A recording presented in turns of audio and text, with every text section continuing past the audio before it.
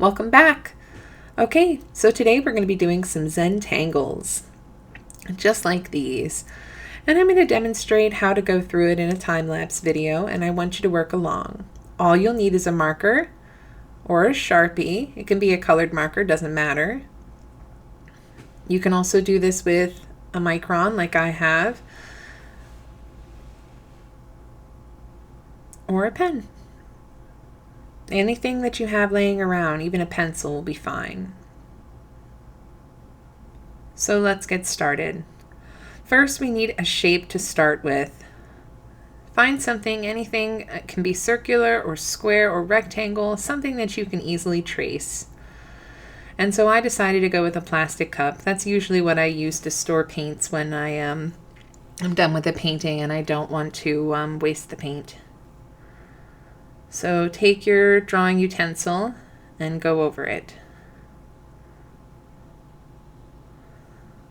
And so my hand is covering this up just a little bit, but you'll see I'm starting with circles.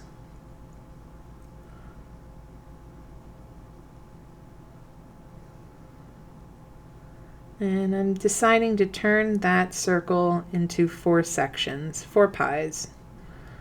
And I'm not going to let my circle go into the other pies.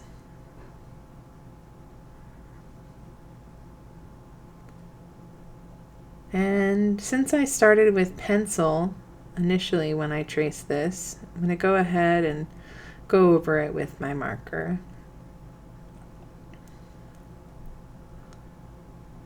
So I'm going to continue with those circles.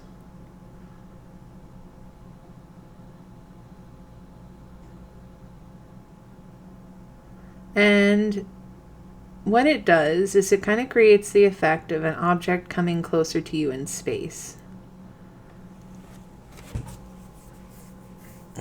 Either coming closer to you or further away, depends on how you see it. And so there's real research behind the Zentangles that you can do, and the benefits of Zentangle to our mental health and to our general well-being. And so I'm getting to the end of my first Zentangle drawing. And so yours may not look like mine. Maybe your little circles don't set into quadrants, or maybe they're all going together. It's up to you how your circles are going to turn out. And they'll look very different from mine. So I'm going through and doing my circle as best I can. And I'm going to do this one. This is a design I put a long time ago on the hem of an old character I designed. And it's actually very common, so it's nothing real special about it, but I'm going to start with a big circle, and then I'm going to start making another circle and another circle next to it. But I want to keep them kind of big. And then they're not exactly circles. They get a little smaller and a little bit more like a rectangle as they go across. That's an ellipses.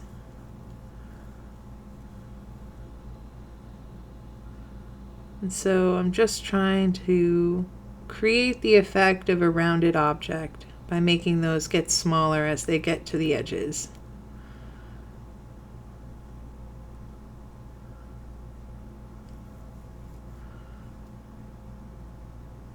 And continue that process.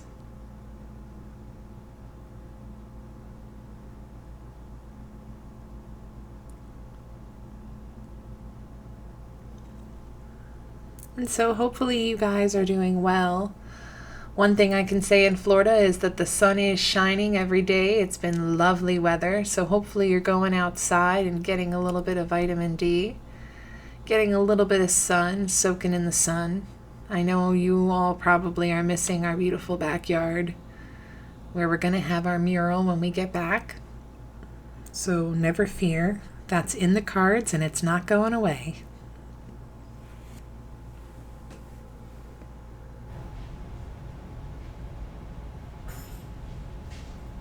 And so it's looking pretty three-dimensional, actually.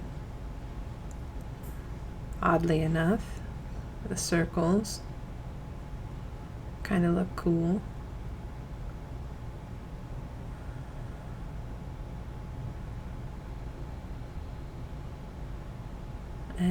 filling in some of those shapes that get created can be interesting when you find them in your drawing. So I saw some and I took advantage of that. And it gives me a really beautiful egg-like sphere.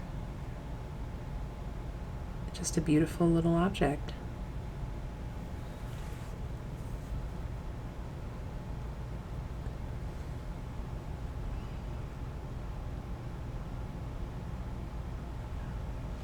And so I challenge you in each of these to take some of the design elements that I've implemented, that I demonstrate in the video, and create your own.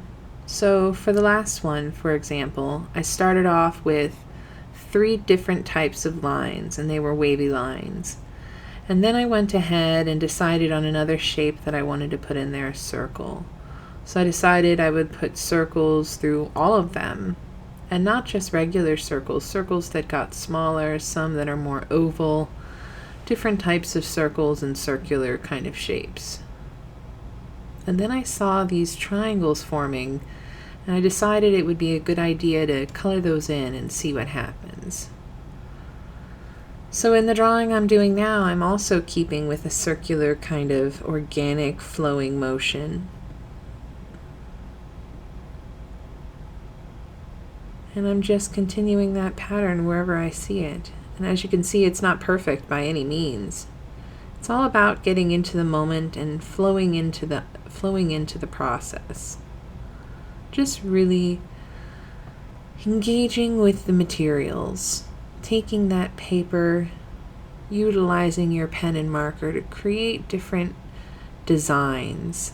And all of these designs will be unique, even if you try to copy what I demonstrate. Yours will be unique and have its own unique characteristics distinct from my own. And so it's always so exciting to see what you guys create with Miss Madison, your art coordinator at Project Return. Because I get to see that stuff, and now I get to participate some too.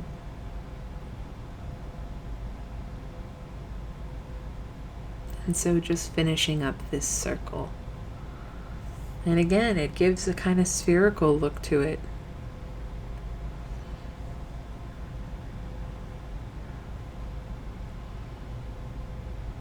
And so I want us to make a grid. And again, I went with wavy lines for my grid.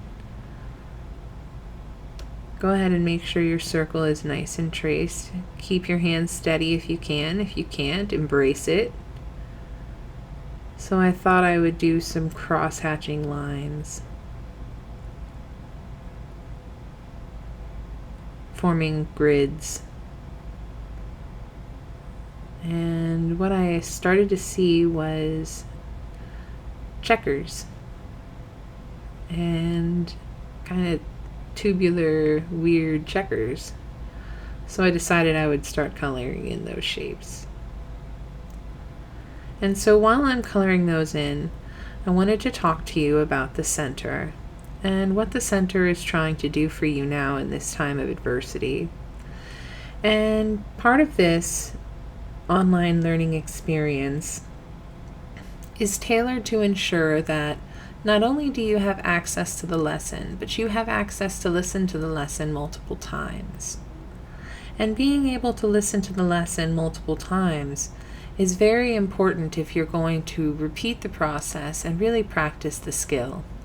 And since we're not here to direct you in the classroom for the full hour we usually spend, it's important to practice outside of this video and see what kind of designs you create.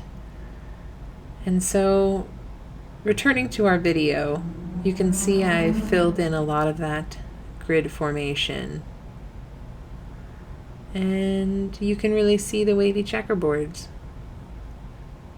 And again, it kind of has a spherical look to it. Not sure how that happened, but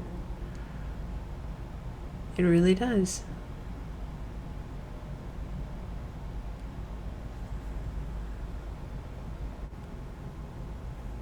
And so, not even really thinking about what kind of designs I'm planning on making, And when you're doing yours, you may experience the same thing, and I encourage you to just free yourself to play around with it. If it's on regular pieces of paper and it's a pencil, don't worry about it. We've got plenty of pencils at the center, and when you return, you're more than welcome to them. And you can do this with a pen. So there's basically all of the materials you need for this are available to you at any point. And so I was thinking, since I was listening to Hercules when I first started this video, I decided I wanted to make some patterns. And so, again, thinking of like the hems of material and what a sample of that would look like. And I just started doing a little weird shape. And I thought I would embrace my squiggly line and not worry about getting a straight line.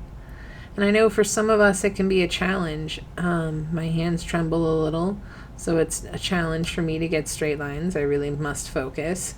But certainly I'm capable of making a straight line. Not all of us are. So embrace the line that you can make, because they each say something different about your way of making, your distinct way of creating art.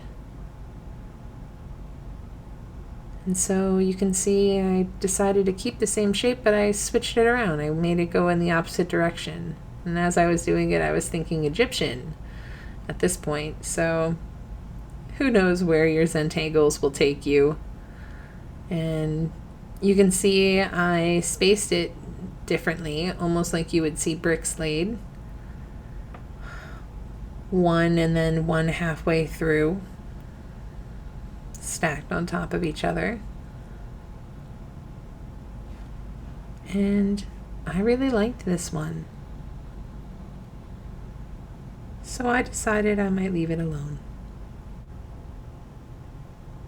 And so I'm finishing up on our Zentangles, and I really didn't know what I was doing for this, but I wanted to make a sharp pointy line. I knew that much. And I immediately started out and I thought I was going to do something, and then I decided I didn't like it. And I thought, I can fix this. I know how to fix this. I'm going to color this line in and start with an alternating pattern. Let's see where it takes me.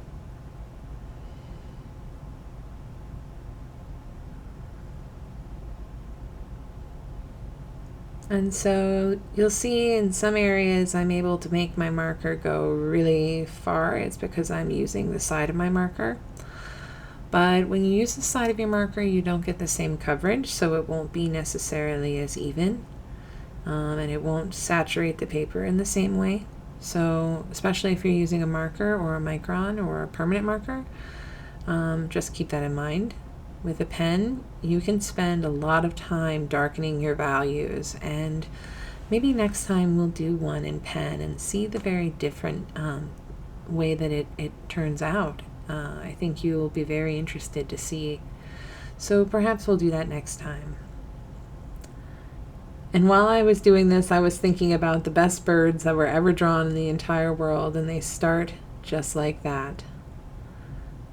Just little V's. And I saw a bookbinding when I started this, but I couldn't quite fix it, so I went ahead and just winged it. And that's okay, because it turned out great. So as we get to the end of our video, I just want to say thank you. If you enjoyed this, please like and subscribe and share with your friends. We're trying to get our members involved in our online programs, so anything you can do to help in this time of adversity is great.